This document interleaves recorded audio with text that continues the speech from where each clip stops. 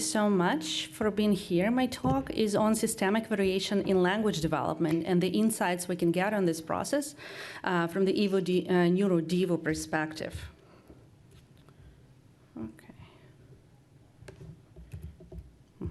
So when we think about ontogeny and language evolution, obviously the two concepts have a long history, starting from the very common assumption that ontogeny recapitulates phylogeny. If we apply this to language evolution, the assumption is that certain patterns of first language acquisition in some way, to some extent, probably recapitulate language development in evolution in our species.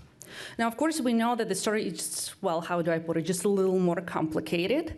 There are a lot of things going on. And at the same time, in evolutionary biology, there is this shift going on for some time that really takes ontogeny to the front scene of events.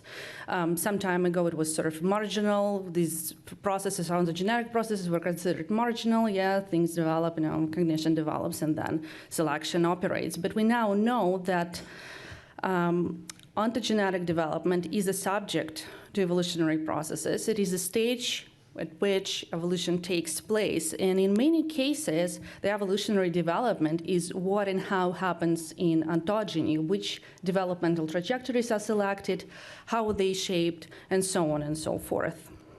Which brings rise to disciplines such as evolutionary developmental biology, and then application of these ideas to other disciplines. So what is evo-neuro-devo? Well, we know that human brain, thus cognition and all other functions, develop in ontogeny during the over the lifespan of an individual. And at the same time, the same genes, in many cases, that control development of the brain in ontogeny, they were positively selected in the course of human evolution.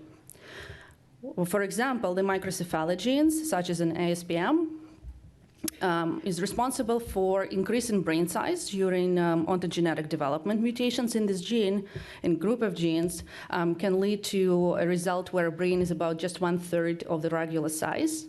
And we also know about evidence of positive selection in this particular gene. FOXP2, of course, we know about its importance for language.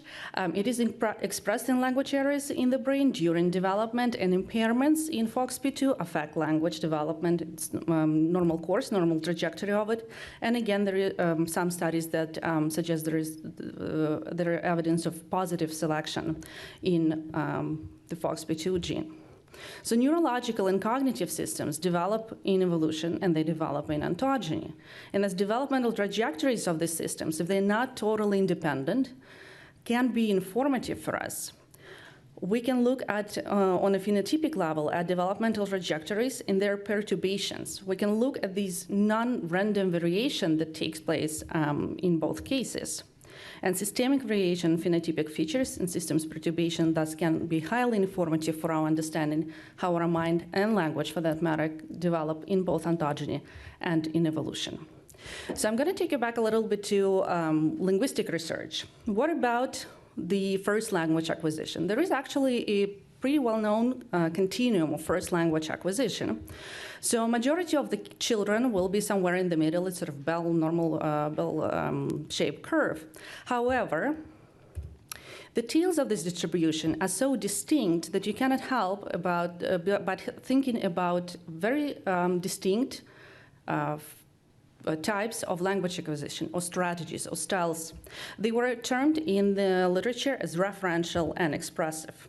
So majority of children will be mixed. Tails are quite distinct.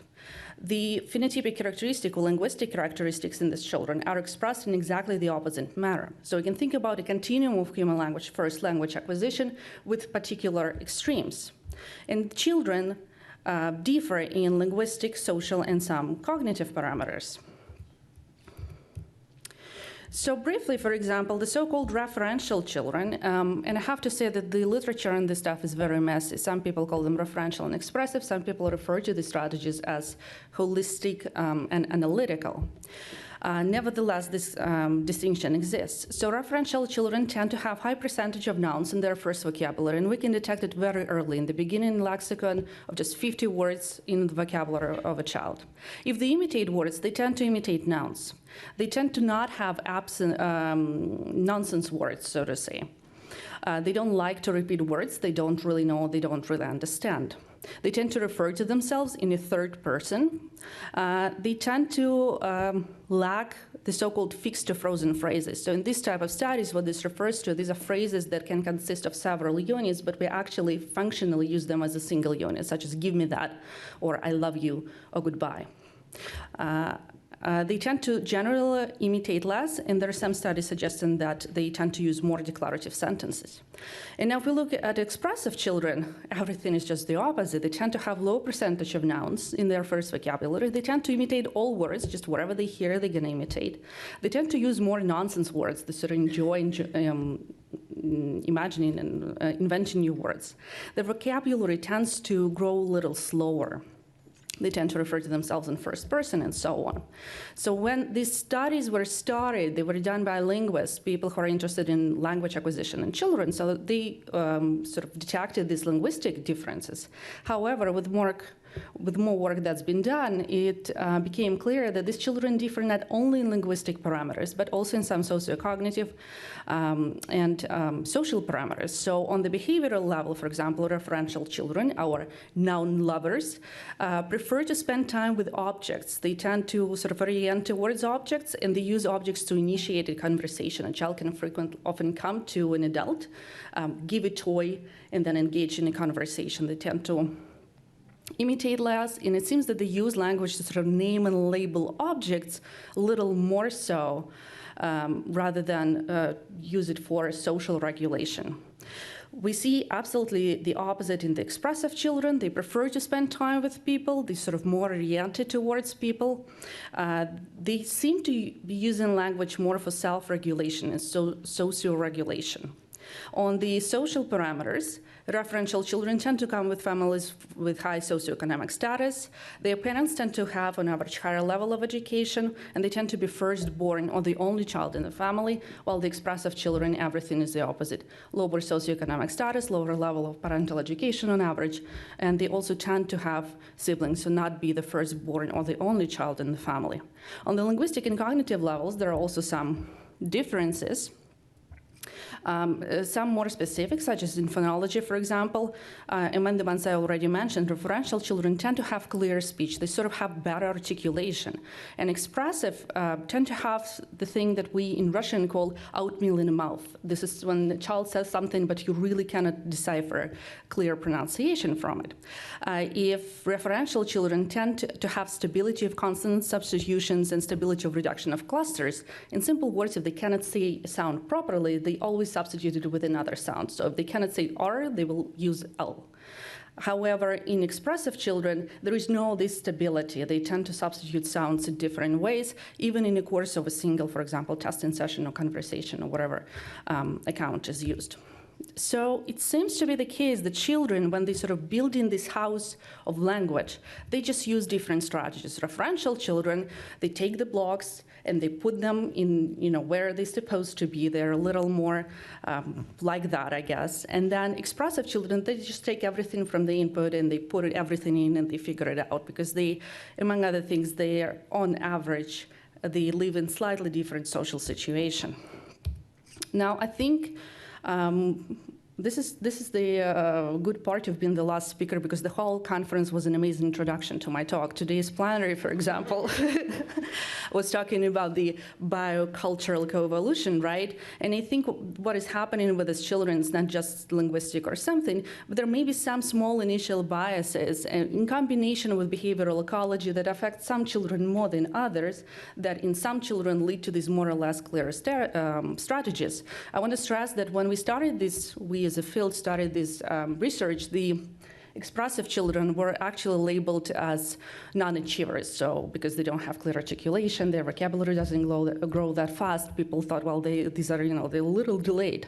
And now we tend to think these are just different ways of acquiring language because at the end of the day, these children converge and they develop normally. So these are not any kind of clinical cases. However, I think that these linguistic strategies, as they are labeled today, are not just language acquisition strategies, but more of a trajectories, general trajectories of cognitive linguistic development that are manifested in language. This is something we noticed so far, but then I think there is more to it.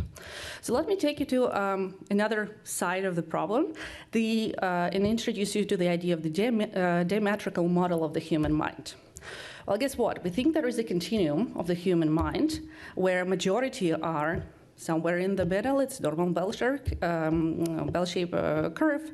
However, the extremes of it will be represented by either autism spectrum disorders or schizophrenia, schizotypy, and psychotic affective disorders. There is a good bulk of work by a good number of people, and Barr and Cohen, for example, among them, demonstrating that autism and schizophrenia demonstrate certain trade-offs in visual, spatial, and verbal social cognition, as well as high systemizing and high mentalizing cognition. And we see the trade-offs at various levels, including genetic, morphological, functional, and social. So in brain morphology, for example, in ASD, there is evidence of larger brain size at birth, and in schizophrenia, it's the opposite: increased local connectivity in ASD, increased long-range connectivity and cortical thinning in childhood onset of schizophrenia. Genetic factors, either deletion or duplication of the same exact regions, either increase or decrease your predisposition, risks of developing one or the other condition. So we see some trade-offs on the genetic level. And in social factors, for example, in families associated with technical college majors, there is higher propensity of ASD, and then in arts and humanities, bipolar disorder and depression is a little more common. In linguistics and cognitive factors, we also see these trade-offs. And I think that, of course, autism and schizophrenia are not exclusively linguistic deficits. However, if we have some perturbations in the development of general cognitive system, they will be, to some extent, manifested in language as well. And we know about linguistic profiles of people who have schizophrenia, or linguistic profiles, some typical features of impairments in autism that are related to language. So, for example, high-functioning autists tend to better understand sort of literal meaning in language, and they have difficulties with irony and these complex social things and metaphors. And in schizophrenia, there is a tendency to sort of assign additional meaning to different words. Patients diagnosed with schizophrenia tend to use neologisms, so new words, sort of inventing them. They tend to have incoherent speech, and interestingly enough, while in ASD we might see more cases of hyperlexia, in schizophrenia, besides increased rate of mixed-handedness, we also see that proportion of those who diagnosed with this condition also have higher proportion of dyslexia rather than typically developing people. So we see the trade-offs, we see the continuum, and we see the opposite manifestations of different on the phenotypic level. And interestingly enough, we see them not only in clinical cases, but in non-clinical cases. There are, again, good studies done by people like Barr and Cohen, who worked and gave questionnaires, autism quotient and schizophrenia quotient, to students in different departments. And if you go to math or engineering, people tend to score higher on autism quotient and lower on schizophrenia. And if you go to arts and drama classes, it's complete opposite. So they score higher on schizophrenia, they score lower on autistic quotient. And some other studies who were just asking students, anonymously, do you have any family members who were ever diagnosed with these types of conditions or those types of conditions? Yes, among people who work in engineering, for example, they report more instances of their relatives or their siblings diagnosed with autism spectrum conditions and in schizophrenia. In art majors, some people tend to be a little schizophrenic.